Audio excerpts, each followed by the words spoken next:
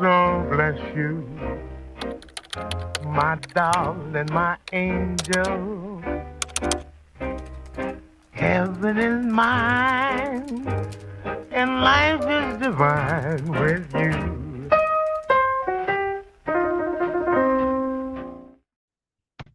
I'm with Elaine Ayagata, and she is telling us about her story. I was the shy one. And Elaine, you tell us that Ada didn't have a great relationship with her father, but that she found love and validation from someone else. Why don't you tell us about that? It's definitely a foreign concept for me personally because my father was like Superman. He was amazing. He was extroverted. He was amazing in sports. There wasn't anything he wasn't amazing at. He was a great communicator. Uh, you know, to have someone that's your biological father be an absentee person or somebody that is closed and I don't know. My term for it is emotionally emaciated. I made that up. That's not anything I can relate to. However, I did know my great grandfather, and these people are my grandfather George, his sister Ada, and her father. He was a very cold guy. He was emotionally emaciated. He was very closed, very antisocial. Even when he spoke, it was harsh. It was the least amount of words he could legally say to communicate, and he didn't mind if he offended you. So he was a unique person. Um, I still remember him. He was incredibly elderly when I was young, and he just explained to me one time when I was trying to befriend him that he didn't like kids. So I mean, wow, hey, there's no misinterpreting that. So I mean, but this is Ada's father, and so this is what's inputting in her childhood. So when she got very sick and she should have died, and her family goes back to Europe to get better paying jobs and migrate back to America to, try to make it again. And this is her story as told to me. Um, he was just he was just had the personality of a telephone pole. Mm. That comes to mind. Just he was tall and just that was it. And so I'm trying to imagine having a father like that, and it did affect Ada.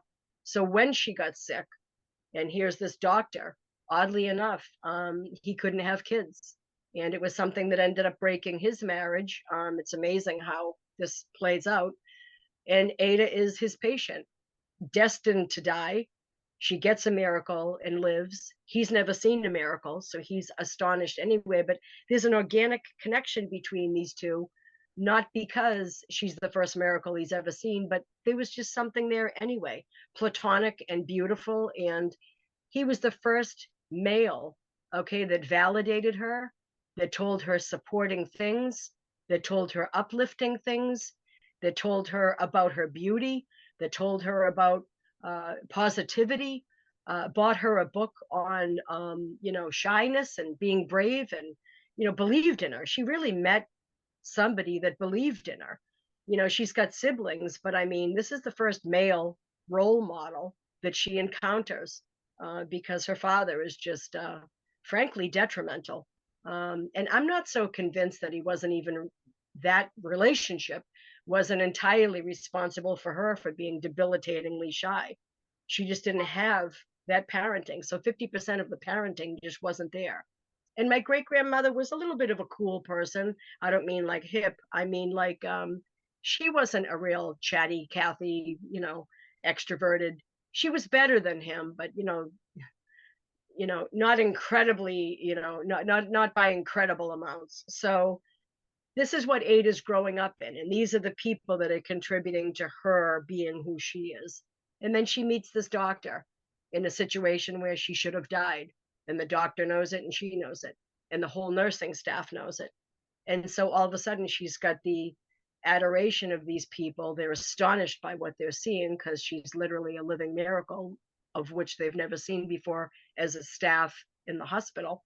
Um, Not a lot of people came out of the death ward. Usually, that body was, burned, and the ashes were sent to the family. Not to be graphic, but that's 1912, and that's what happened.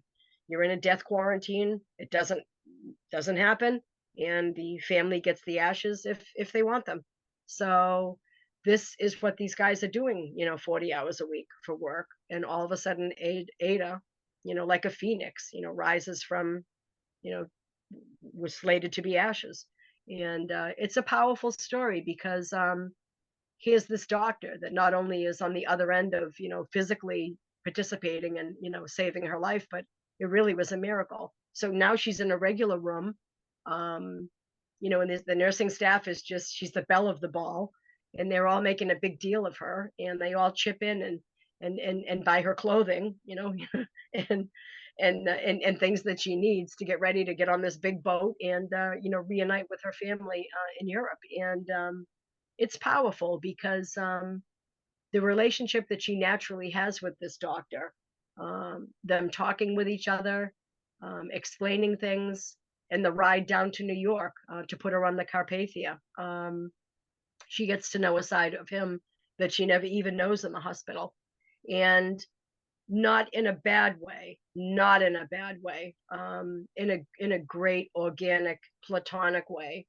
The love that these two have for each other is, and their relationship, the texture of their relationship, the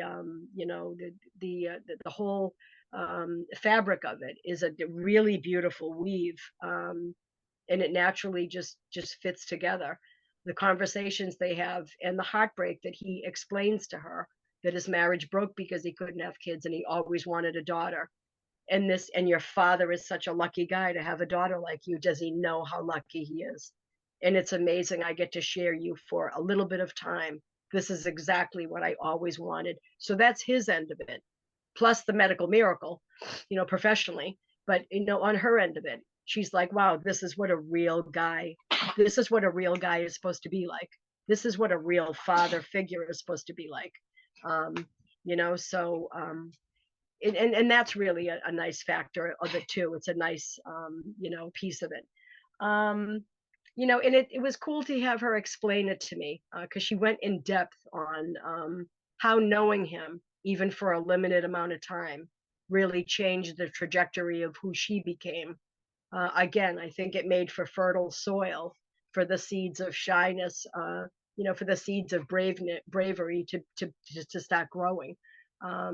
She starts to blossom as a different human being because of her interaction with him, because of their communication back and forth with each other, because of their amazing love they have for each other as they're driving to the boat.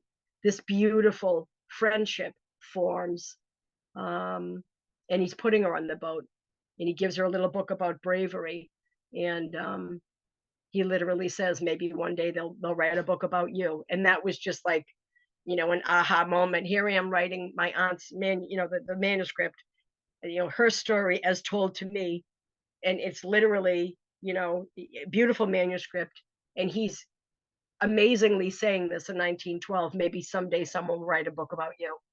Right. So again, he's contributing to her overcoming her shyness, and she's finding love in a beautiful way from somebody other than her father, that would have made a phenomenal father. So it's a really beautiful thing to look at, how it organically grows, how it matures, and again, it contributes to the gripping scene when he's leaving the boat and she's alone on the boat because she doesn't want to let go of this most beautiful thing she's never even had before, um, from this guy that worked in a hospital, in a death ward, that really just never saw nothing but tragedy, tragedy, tragedy. So that's a very cool part of the story. It's a very cool part of the story. And for the first time in her life, um, she gets a male role model that really makes her realize how diminished her father really is and what she's lacking in having the father that she has. But it imparts lifelong amazing things into who she is that make her become the woman she is, and then the adult that she is. She still talked about him, to me every single time, with an endearing tone, a certain kind of look in her face. and of just gratitude that he really changed the course of her life by just being himself at that particular time in her life when she frankly needed it most. He was there, just guy that would have normally been a stranger. So it's really cool, um, really cool set of circumstances and outcome. Hmm. Wow, what a heartwarming story. And I think a lot of women will identify with that. I'm sure there are a lot of girls and young women who, maybe don't have a great relationship with their father. And so I think they'll get a lot out of this story. It's amazing because, a daddy complex is an actual term. There's women that spend, their adult life, with counselors trying to undo, that aspect of their childhood because the father was just not a great guy. And that's a just a big source to be around while you're a young thing developing. It's a big influence that you, in a not a great way, that becomes part of you. Like how do you unpoison that well? I mean, and you do that through counseling, and it's really cool to see Ada's story.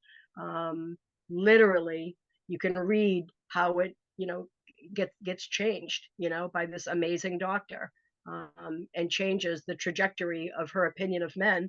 Um, and it's wonderful. Look, when I remember when I was, raising my daughter, I said, you know what? I've got girlfriends. Okay. They're not my biological sister, but you are required to call them auntie because it doesn't matter what the title is. It matters that the source is they will give you love like a sister, and they are sisters to me. And it's the same thing with Ada. He wasn't her father, but he gave her the love of a father for a short amount of time that she grabbed, kept, and changed her and started the great change momentum that the Titanic and everything finished. I mean, that was the beginning of the shyness being wiped out by just this amazing guy. I don't know if he ever knew. I just don't even know if he ever knew the powerful part of that he had. You know, it was a simple ride to New York, but it was hardly anything but simple. It was profound and honestly life changing for my aunt. Mm, yeah. Well, I'm glad she had that experience. Thanks for sharing. Thank you.